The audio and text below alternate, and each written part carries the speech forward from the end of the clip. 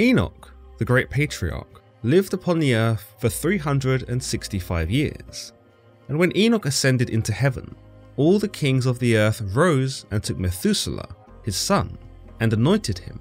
For surely, like his father, he too would reign over them as he had once done. As it would transpire, Methuselah too acted uprightly in the sight of God, just as his father Enoch had taught him. And likewise, during his whole life, he too taught the sons of men wisdom, knowledge, and the fear of God.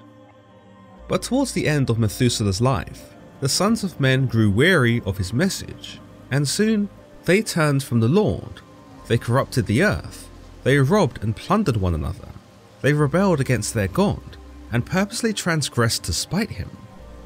And it was in this corruption that the sons of men descended into total moral crisis, for they did not care for the words of Methuselah any longer, nor did they fear the wrath of their God. And it was said in those days that the Lord was exceedingly upset with the sons of men, and because of these bold transgressions, the Lord destroyed the seed, the soil, and the land, so that there was no sowing or reaping on the earth. Indeed, though man continued to sow the ground in desperate hopes of food, all they beheld in those times were thorns and thistles. Yet still, the sons of men did not turn from their evil ways. With such punishment, they were not admonished, but incited, and their hands went up to the heavens in the shapes of signs and fists. They provoked God from the earth, taunted him with their wickedness, jeered him with their affronts. With this, the Lord was very wroth, and began to repent that he had made man at all. So he sought to destroy and annihilate them for their rebellion, and this he did so. In those days, when Lamech, the son of Methuselah, was 160 years old, Seth, the son of Adam, died. And all the days that Seth lived were 912 years, and he died. And Lamech was 180 years old when he took Ashmua, the daughter of Elisha, the son of Enoch, his uncle, and she gave birth to a son. Now at this time the sons of men continued in vain to sow the ground. And whilst a little food was produced, for God was merciful, there was not enough to go around. Once more, the sons of men failed to repent for their transgressions, and did not turn away from their evil ways, but rather trespassed and rebelled against God even more. Lamech and Ashmua's son was born at the revolution of their year, and Methuselah, his grandfather, named him Noah, saying, "The earth in my day was at rest and free from corruption." Lamech, his father, named him Menachem, saying, "This one shall comfort us in our works and miserable toil in the earth, which God has cursed so terribly." And so the child grew up and was weaned, and he went in the ways of his father Methuselah, and in the ways of his father before him, perfect and upright with God. All the sons of men in those times were now departed from the ways of God, and in those days they multiplied greatly upon the face of the earth, with unruly sons and daughters, and these sons and daughters of men were taught evil practices, and continued sinning against the Lord. Every man in those days had made himself into a god. They robbed and plundered their own neighbours and their own families. They caused violence and disruption throughout the lands, and they corrupted the earth with no sense of compunction. The judges, rulers and kings of that time went to the daughters of men and took their wives by force from their husbands, and the sons of men in those days took from the cattle of the earth, the beasts in the field, the birds of the air, and taught the mixture of animals of one species with another, in order to spite God with abominations. And God saw the whole earth, and it was corrupt, for all flesh had corrupted its ways upon all the earth, upon all the men, and upon all the animals.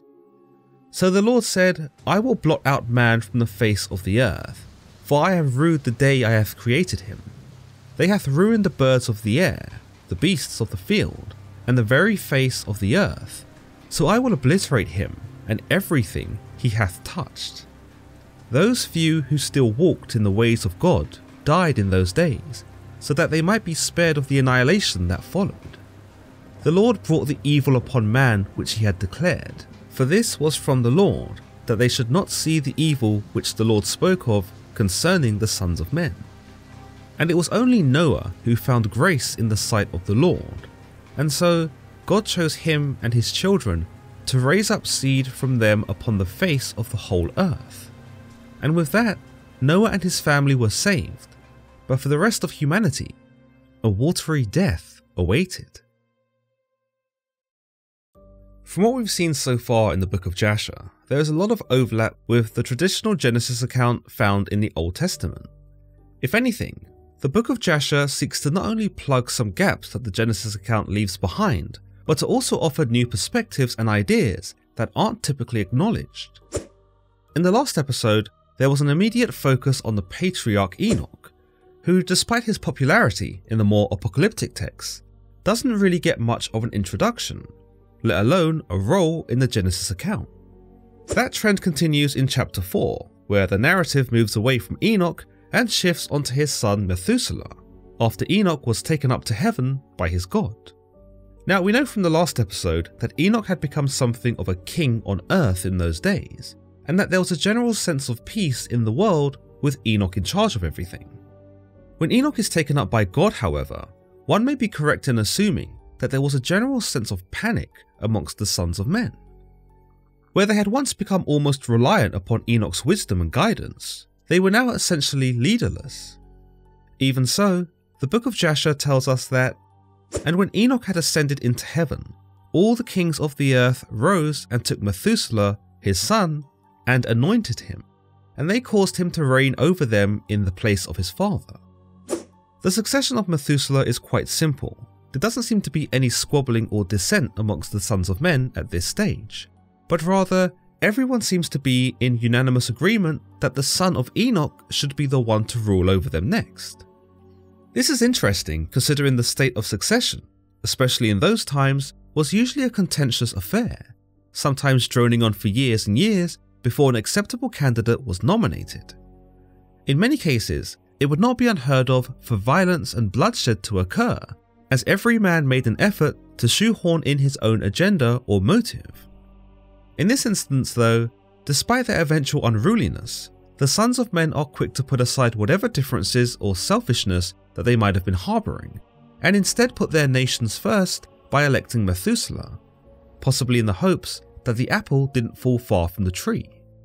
Indeed, the Jasherian account does confirm this, telling us that, "And Methuselah acted uprightly in the sight of God, as his father Enoch had taught him, and he likewise during the whole of his life taught the sons of men wisdom, knowledge, and the fear of God, and he did not turn from the good way either to the right or to the left." With this we can understand that the sons of men made the right call by putting their faith in Methuselah, and that for a long while, Methuselah lived up to his father's reputation, and continued this golden age of peace, as it were.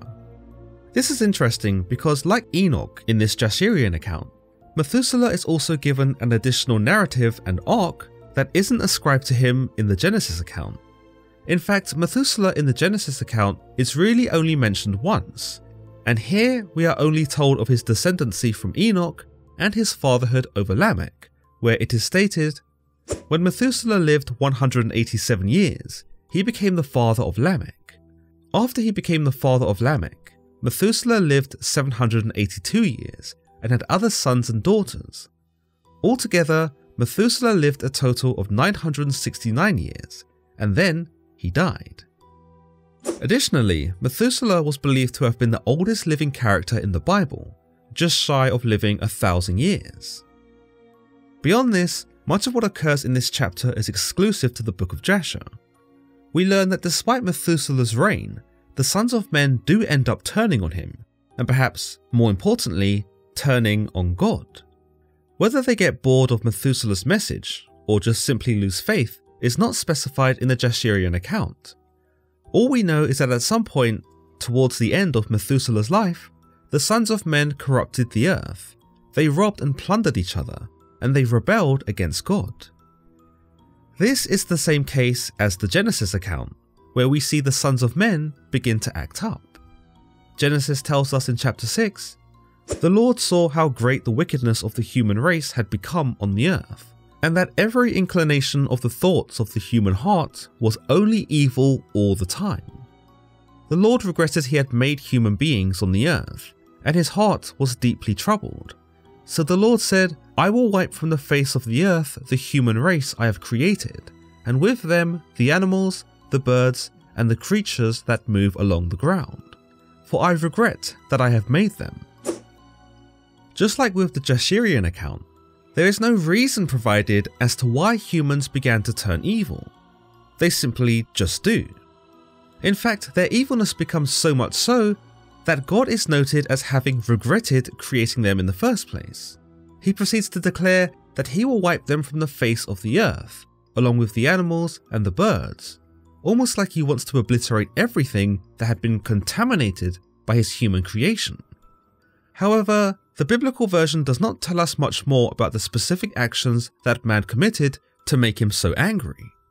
Once more, we can trust the Jasherian account to flesh this out for us, as we are told that they provoked God and that they purposely did evil things in an effort to spite him.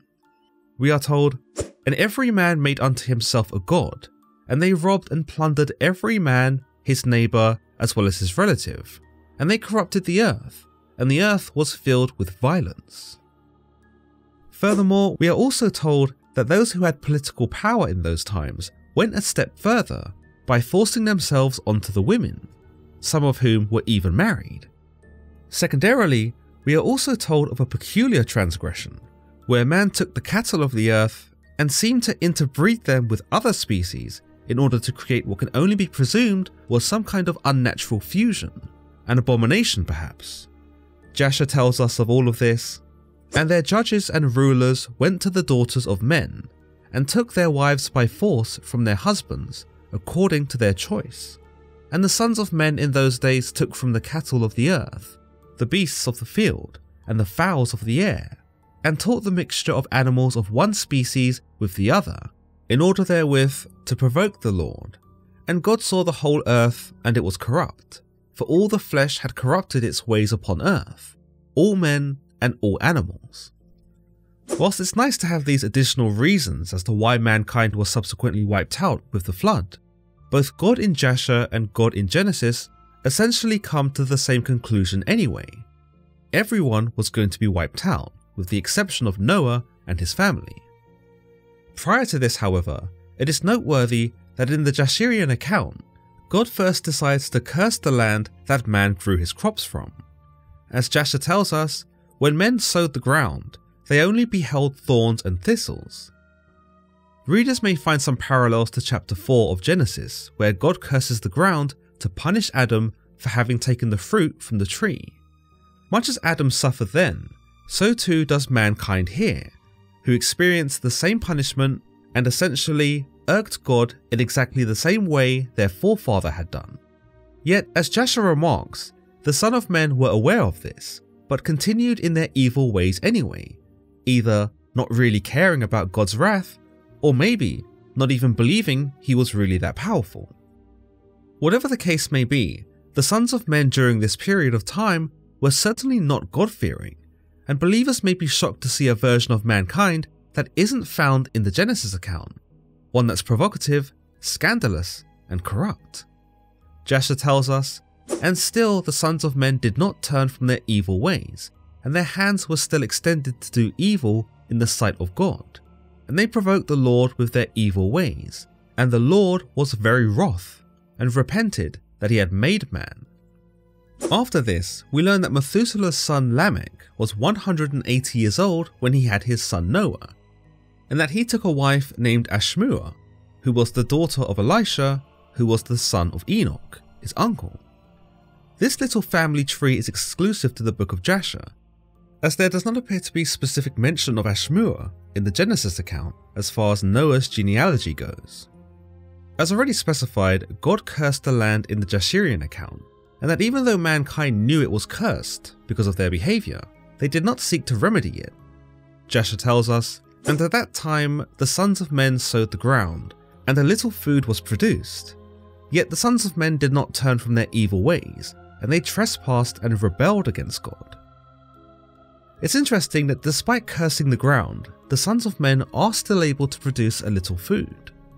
Are we to believe that they had managed to establish a workaround to produce a minimal amount of sustenance, or is it more likely that God, even in his anger, still showed mankind some mercy, even now as they were openly rebelling?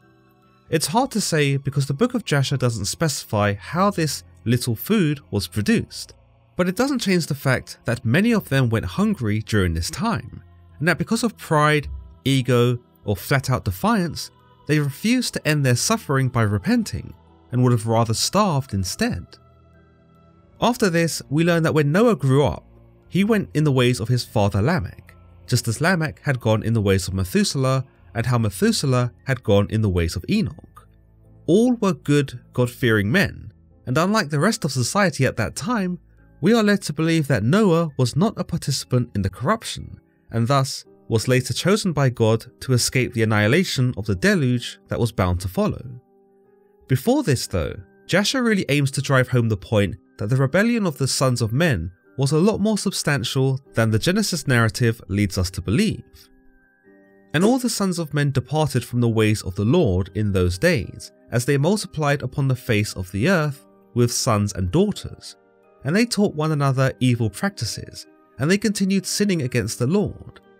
And every man made unto himself a god, and they robbed and plundered every man his neighbour as well as his relative, and they corrupted the earth, and the earth was filled with violence. At no point in the Genesis narrative do we get the notion that men were making themselves into God. Indeed, we are told of violence, but never specifically the acts of robbing and plundering that Jasher wishes to convey. Perhaps this is because the Genesis account did not wish to showcase these atrocities, nor to paint the sons of men in a more romanticized and rebellious light. After all, it's easy to be intrigued by these men, who, despite being near starved to death and threatened into oblivion by an omnipotent being, still basically threw middle fingers up at the sky and carried on with their debauchery. But much like the Genesis account, as mentioned earlier, the Jasherian account does eventually marry up with the traditional biblical narrative, where God says enough is enough and proceeds to blot out these sinful sons of men from the face of the earth. First, he is said to have removed those few who did still walk in his ways, with the exception of Noah, before delivering onto the sinners an inescapable, catastrophic punishment.